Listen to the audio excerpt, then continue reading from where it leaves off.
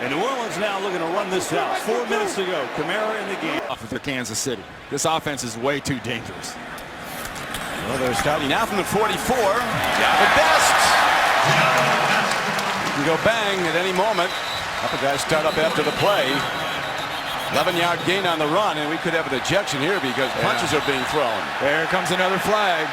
You know, Brandon Flowers just got a contract extension. That's him and Calvin Johnson, I believe, getting in that little tussle, and I'm not sure if Titus Young didn't throw a punch there, the rookie. Ripping off the helmet. Coming on the right side of the screen. There's Flowers, 24, going at it with Titus Young. Now there's the ripping off the helmet and the ripping of the jersey. And they called that on Carr, the 39, coming to get them that big play or any continuity. 3rd and 7. Newton being rushed. He throws it, it's batted down. The flag in the backfield. Newton was taken down by Jared Allen.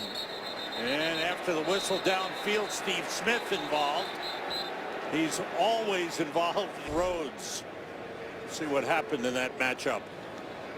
No, obviously up here is where they're pushing the shove, and he's got him right now, and obviously a dead play, and just that little grab at the end. Steve Smith and this back and forth. There again, it's the retaliation. I don't know who started that, but the guy, and now once it devolves to this level, I don't know that there should be a penalty on both the guys. They play a 43 defense. Dixon hit the back, and it's incomplete of the tight end, Miller. And look at this, right off the bat. Finnegan going up against Ward. Oh my goodness, the bodies, the flags, the whistles, and the ensuing melee. Well, you know what? This is what we don't need. And, you know, all they were trying to do is just make sure that if the ball had been thrown behind the line of scrimmage, I think Hines Ward was just trying to prevent the guy from running for a touchdown.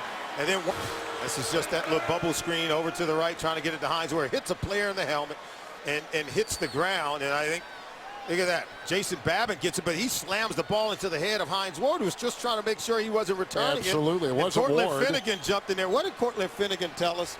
Because last year in Sports Illustrated issue of the dirtiest player in the NFL, Hines Ward was #1. Cortland Finnegan was #6. He says, I'm trying to win that #1 spot. He's doing a good job of it here, but that's not something that we want to see in the National Football League.